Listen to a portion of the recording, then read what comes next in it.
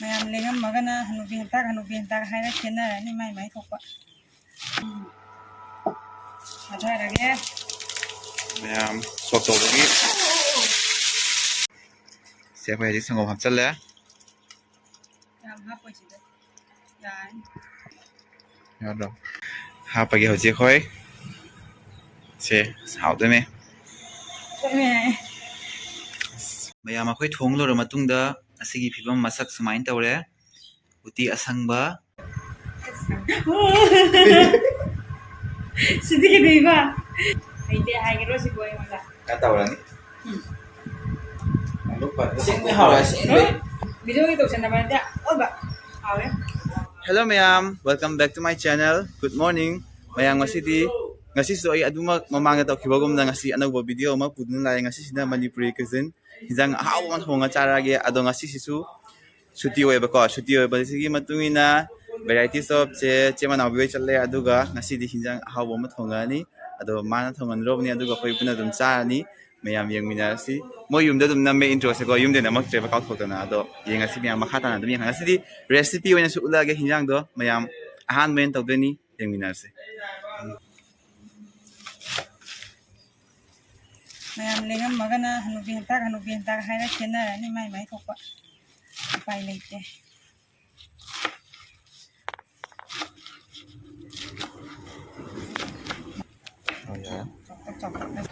sina miyam karol managa khongdru managa kumra managa kabak kabak soyadi akhoi horen munbada khara nungaina ko moisu wajadre dana hapage horen hawbudi miyam amatani ko khutong khara manadrasu adum haibiro kisu kaide sele ising ꯅꯣꯏꯗꯤ ꯏꯁꯤꯡ ꯅꯠꯇꯦ ꯉꯥꯏꯈꯣꯗ ꯅꯪꯕꯣ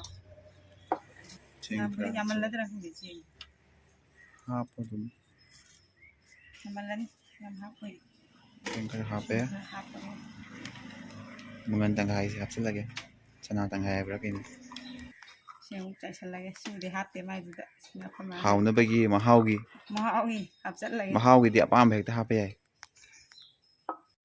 mayam ꯁꯤꯗ ꯑꯃꯨꯛ ꯍꯥꯞꯄꯒꯦ soda khara hape Haji ising hape mayam aduga akhoi amukta ahanbada machal singse hana cooker da kamtheage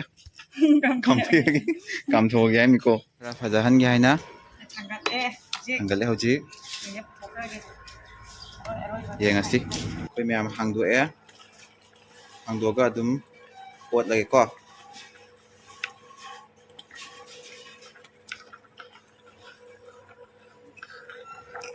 mayam hangdoga oina khoi ot lage hoji samunnabagi yengasi ꯁꯤ ꯀꯥꯝꯊꯣꯛꯄꯁꯦ thau kitang hapke hajan boy kai boy kam sungamnabagi ꯁꯤ ꯈꯤꯇꯪ ꯍꯥꯞꯁꯤꯔꯣ te hapo hapo ꯍꯥꯞꯈ꯭ꯔꯁꯤꯔꯀꯣ mule hape aram ꯈꯔ ꯃꯨꯜꯂꯛꯑꯦ ꯑꯗꯨꯅ ꯁꯤꯁꯨ ꯊꯥꯛꯆꯤꯟꯈ꯭ꯔꯒꯦ marona ko pe thaksale ꯑꯣꯠꯈꯥꯏꯔꯒ sina horen sok tobaira ꯁꯤ ꯁꯣꯛ ꯇꯧꯕꯩ otlani ꯐꯖꯗꯤ ꯐꯖꯔꯛꯏ ꯊꯥꯗꯔꯒꯦ mayam sok tobagi sok tobasi am ujar bana sok tobasi nogo batine oi se sok tobaga apchalage ate pase mahaugi haunabagi khara thamme si thapchale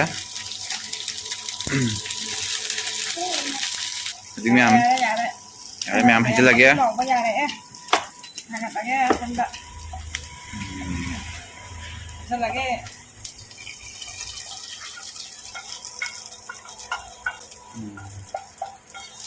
Adik okhayani tuga hinjang loisalae mathel okhai hoi hoji soiba loire soiba lorabanina haji yangko tang hapchalaga horen haunabagi masa teka thange loan se ko mayam nungaina ba dum entertainment gi line ina dum khara sizina ba da warau ganu mayam nungaina bani masa khara teka thange ba chotho ba dum mayam haji se kami korda kam halli ma kamingeda akhoi sinjugi machal soiba loire andi hoji ngahak phawdoni aduga mayam bora su tawani ko bora se palak manai bora oina hawrage ꯑꯗꯣ ꯕꯣꯔꯥꯒꯤ ꯑꯃꯨꯛ ꯍꯧꯖꯤꯛ ꯍꯧꯒꯠꯂꯒꯦ ꯍꯧꯖꯤꯛ ꯕꯦꯁꯣꯟ ꯑꯃ ꯇꯣꯠꯂꯒ ꯑꯗꯣ ꯃꯌꯥꯝ ꯑꯗꯨ ꯃꯈꯥ ꯇꯥꯅ ꯌꯦꯡꯃꯤꯟꯅꯁꯤ ꯍꯥꯞꯄꯒꯤ ꯍꯧꯖꯤꯛ ꯑꯩꯈꯣꯏ ꯁꯦ ꯍꯥꯎꯗꯣꯏꯅꯦ ꯃꯑꯣꯡ ꯃꯥꯜꯂꯦ ꯊꯣꯡꯕꯗꯤ ꯐꯕ ꯎꯠꯈ꯭ꯔꯦ ꯍꯥꯏꯗꯤ ꯌꯥꯔꯦ ꯁꯤꯅ ꯑꯩꯈꯣꯏꯒꯤ ꯃꯆꯤ ꯑꯣꯏꯗꯣꯏꯅꯤ ꯃꯌꯥꯝ ꯑꯩꯈꯣꯏ ꯊꯣꯡ ꯂꯣꯏꯔꯕ ꯃꯇꯨꯡꯗ ꯑꯁꯤꯒꯤ ꯐꯤꯕꯝ ꯃꯁꯛ ꯁꯨꯃꯥꯏꯅ ꯇꯧꯔꯦ ꯎꯇꯤ ꯑꯁꯪꯕ ꯃꯌꯥꯝ ꯈꯟꯕꯤꯔꯛꯄ ꯃꯊꯦꯜꯅꯤ ꯑꯗꯨꯒ ꯍꯥꯎꯅꯕꯒꯤꯗꯃꯛ ꯁꯤꯡꯖꯨ ꯑꯃ ꯁꯨꯔꯦ ꯑꯗꯨꯒ ꯄꯥꯂꯛꯀꯤ ꯕꯣꯔꯥ ꯑꯃ ꯌꯥꯎꯔꯦ ꯁꯤꯡꯖꯨꯒꯤ ꯃꯆꯜꯅ ꯚꯤꯗꯤꯑꯣꯗ ꯑꯗꯨꯝ ꯈꯪꯕꯤꯔꯒꯅꯤ ꯑꯁꯤꯅꯤ ꯉꯁꯤ ꯊꯣꯡ ꯂꯣꯏꯔꯛꯄꯒꯤ ꯃꯁꯛ ꯍꯦꯜꯂꯣ ꯃꯌꯥꯝ ꯍꯧꯖꯤꯛ ꯑꯩꯈꯣꯏ ꯆꯥꯕ ꯍꯧꯔꯒꯦ ꯑꯗꯣ ꯉꯁꯤꯒꯤ ꯃꯊꯦꯜꯁꯦ ꯀꯅꯥꯒꯨꯝꯕ ꯑꯃꯅ ꯀꯃꯦꯟꯗ ꯍꯥꯏꯕꯤꯔꯛꯄꯅꯤꯀꯣ happily living 204 ꯃꯥꯅ ꯍꯥꯏꯔꯦ ꯌꯥꯝ ꯍꯥꯎꯗꯧ ꯃꯥꯜꯂꯤ ꯃꯊꯪꯗ ꯎꯇꯤ ꯑꯁꯪꯕ ꯃꯨꯛꯕꯥꯡ ꯇꯧꯔꯣ ꯍꯥꯏꯅ ꯑꯗꯨꯅ ꯉꯁꯤ ꯁ꯭ꯄꯦꯁꯦꯜ ꯑꯣꯏꯅ ꯎꯇꯤ ꯑꯁꯪꯕꯁꯦ ꯄꯨꯔꯒ ꯂꯥꯛꯑꯦ ꯑꯗꯣ ꯉꯁꯤ ꯑꯍꯥꯟꯕ ꯑꯣꯏꯅ ꯑꯩꯈꯣꯏ ꯊꯣꯡꯖꯕꯅꯤ ꯑꯗꯣ ꯆꯥꯔꯒ ꯃꯌꯥꯝꯗ ꯍꯥꯏꯗꯤ ꯃꯌꯥꯝ ꯌꯦꯡꯃꯤꯟꯅꯔꯁꯤ ꯆꯥꯃꯤꯟꯅꯔꯁꯤ ꯑꯗꯣ ꯑꯩꯈꯣꯏ ꯆꯥꯕ ꯑꯗꯨꯝ ꯍꯧꯖꯔꯒꯦ ꯑꯗꯣ ꯊꯣꯡꯕꯒꯤ ꯔꯦꯁꯤꯄꯤꯗꯤ ꯆꯤꯆꯦꯒꯤ YouTube ꯆꯦꯅꯦꯜꯗ ꯑꯣꯏꯅ ꯐꯖꯅ ꯃꯀꯣꯛꯇꯩ ꯃꯇꯣꯟꯗ ꯍꯥꯞꯄꯛꯑꯒꯦ ꯑꯩꯗꯤ ꯌꯥꯝ ꯍꯥꯞꯄꯔꯒꯦ ꯑꯩꯗꯤ ꯆꯥꯕꯁꯤꯅ ꯃꯦꯟ ꯑꯣꯏꯅ ꯍꯥꯞꯄꯛꯑꯒꯦ ꯑꯗꯨ ꯃꯌꯥꯝ ꯆꯥꯕ ꯍꯧꯔꯁꯤ ꯆꯥꯔꯁꯤ ꯂꯥꯛꯑꯣ ꯃꯌꯥꯝ ꯆꯥꯔꯁꯤ ꯁꯪꯉꯕꯅꯤꯀꯣ ꯅꯪ ꯂꯥꯎꯅ ꯊꯣꯡꯉꯕꯅꯤ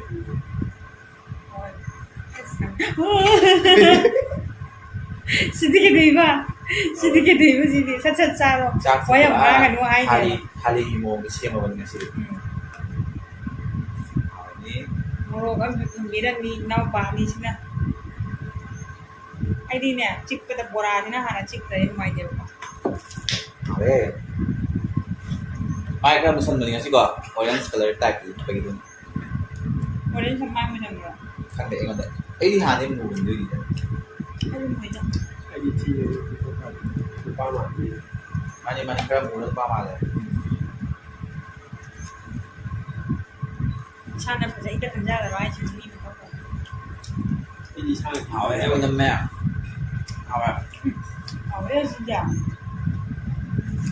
Nah, ide hai kilo sih gue yang lah. Cái tàu là ní. lúc bật Xin hảo là xin đấy. Hari ini tahu sana nanti. Video kita sana nanti ada yang hảo. Video itu sana mana? Oh ba, hảo ya.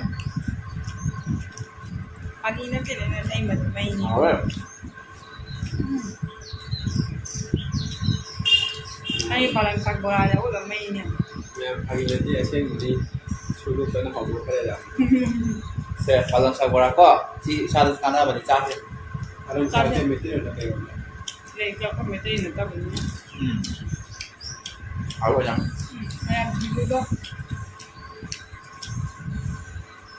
ꯑꯗꯣ ꯃꯌꯥꯝ ꯎꯇꯤ ꯑꯁꯪꯕꯁꯦꯀꯣ ꯑꯩꯈꯣꯏ ꯀꯁꯥꯔꯗ ꯊꯣꯡꯕꯗꯗꯤ ꯁꯪꯒꯣꯝꯁꯦ ꯀꯌꯥ ꯍꯥꯞꯅꯗꯕꯅꯤ ꯑꯗꯣ ꯃꯌꯥꯝꯁꯨ ꯀꯁꯥꯔꯒꯤ ꯏꯆꯤꯜ ꯏꯅꯥꯎ ꯃꯌꯥꯝꯁꯤꯡ ꯍꯥꯞꯄꯅ ꯍꯥꯞꯈ꯭ꯔꯦ ꯍꯥꯞꯇꯕꯁꯤꯡꯁꯨ ꯁꯪꯒꯣꯝ ꯍꯥꯞꯇꯕ ꯁꯣꯏꯗꯅꯒꯤ ꯍꯣꯠꯅꯕꯤꯔꯣ ꯃꯔꯝꯗꯤ ꯑꯁꯤꯅ ꯌꯥꯝ ꯊꯤꯅ ꯃꯍꯥꯎ ꯄꯤꯕ ꯌꯥꯝ ꯑꯣꯏꯅꯝꯃꯒ ꯑꯩꯈꯣꯏꯒꯤꯅꯦ ꯅꯪ ꯂꯥꯎꯔꯒ ꯍꯥꯎꯕ ꯑꯗꯨꯃꯥꯏꯅ ꯇꯧꯋꯦꯕ ꯍꯥꯎꯋꯦ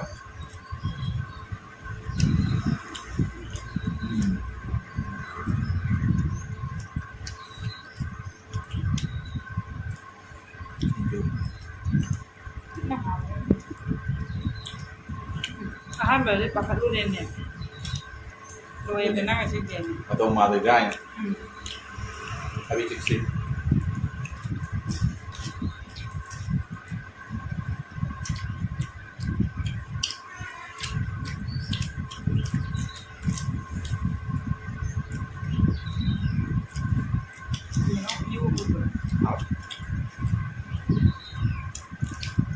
Dengan si dia koi dan tradisional ohen saya nak kuat. Koi gimana hal saya nasi di mereka yang sih mereka jangan ohen berdina. Nasi dia koi tradisional ohen le. Aku sulingan yang mama enggak. Mayam si yang berdua ini apa? Masan kesal adum tahu ning bus adum high biro apa? Adum tahu jarak dia mangam ba. Masan tak kayak ini cara oke adum high biro mo apa amba adum koi jarak dia adum oke.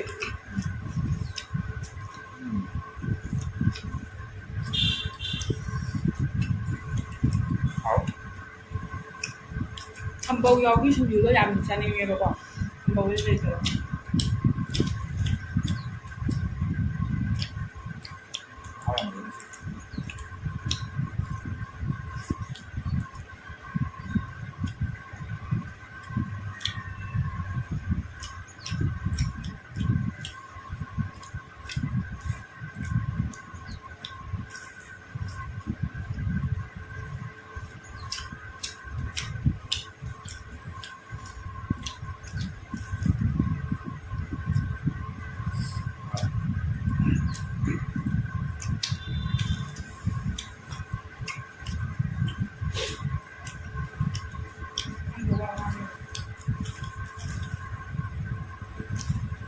đi bay thì sáng cho lùi thôi ạ.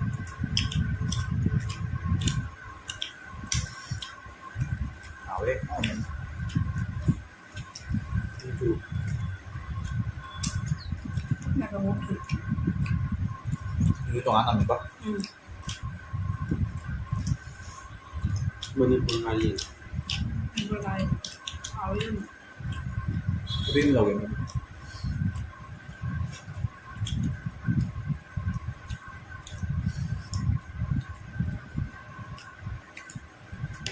มันมีใจดีนะมีข้าวเขา เซ็งว่ะ Ủa, cái gì มา vậy? เรียนคนเดียวคุยดีกว่า Mình đi quên gì trên đàn quên. Quên lên như vậy ta cho ra kìa.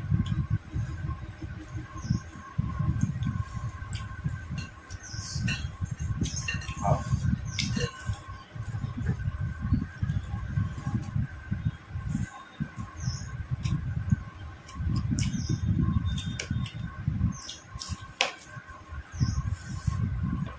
นานเรียนตายแบบนี้อย่างวันนั้นแบบนี้ อืม คุย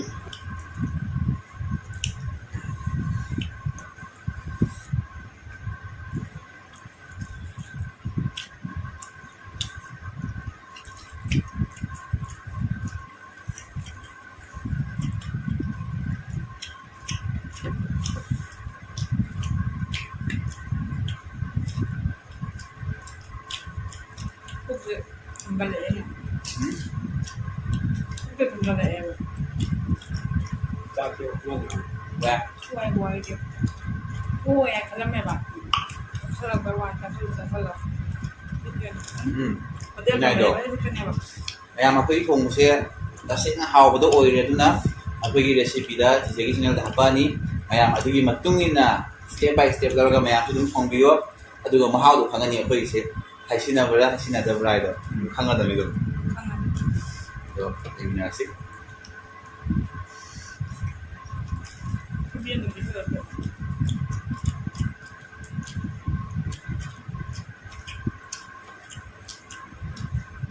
ha kali na bakan mo ito Là dạ.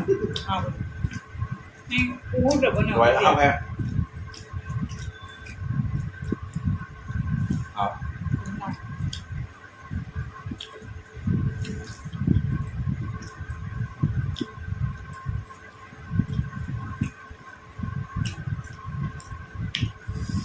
Rồi được không? Đã sẵn rồi.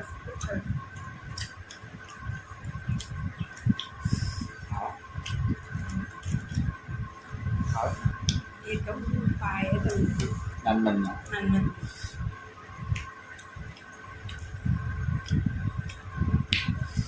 ha